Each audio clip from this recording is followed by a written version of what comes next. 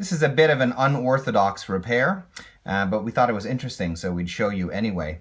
This is a Babyzen Yoyo wheel, and one of the back ball bearings has gone bad, and I don't actually have in replacement ball bearings at the moment, but the customer needs the stroller back quickly. So what I'm going to have to do is to convert a smaller ball bearing such that it can be used in the wheel. This smaller ball bearing works in relation to the inner circumference here of the ball bearing. It fits around the axle, but the outer circumference is not going to fit tightly in the wheel.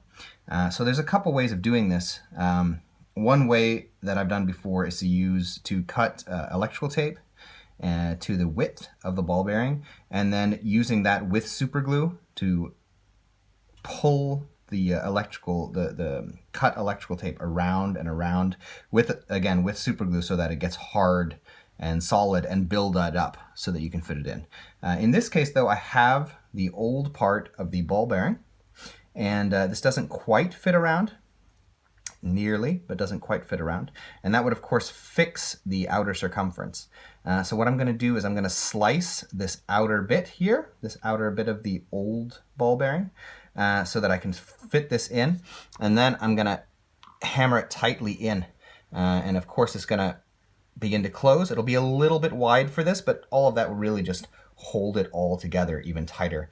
And then when you screw the wheel back onto the stroller, all of the parts are going to be held tightly from either side, so it'll actually make it a really tight fix. So we're taking a smaller ball bearing and essentially making it larger so it will fit, so it'll be the original size. And I'm now going to cut this. I'm just going to use a Dremel with cutting wheels, and of course remember your safety goggles.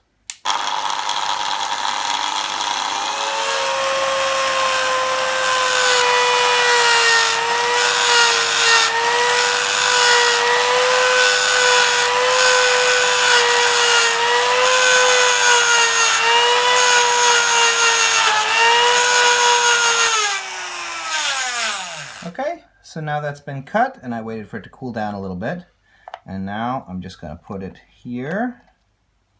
I can actually turn it the other way around. Give it a little bit of a hammer,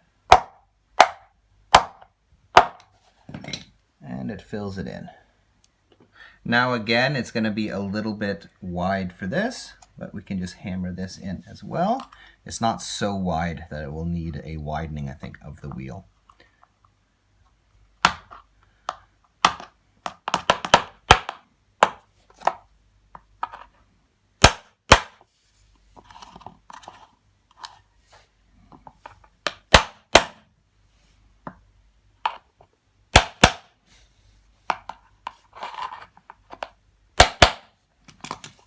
There we go.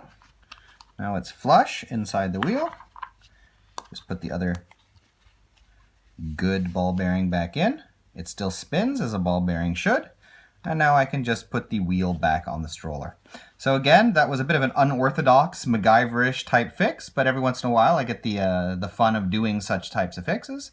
And perhaps you do have a ball bearing that is too small but fits on the inner circumference, and the remaining outer ring of the older ball bearing.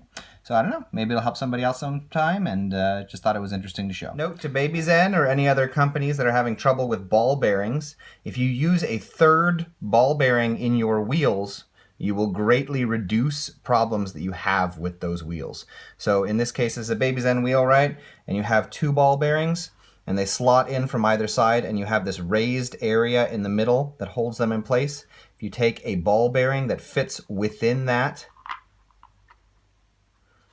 like this, and then put the other two ball bearings from either side,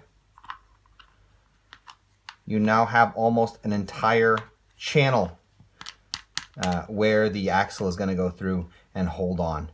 It's not of course one large ball bearing, but that third one takes away the pressure as it applies to either ball bearing, either from the inside of the wheel or the outside of the wheel. It holds it straighter through. I've done this to fix strollers for several years now, and I haven't never had one come back where I've applied a third ball bearing to a wheel.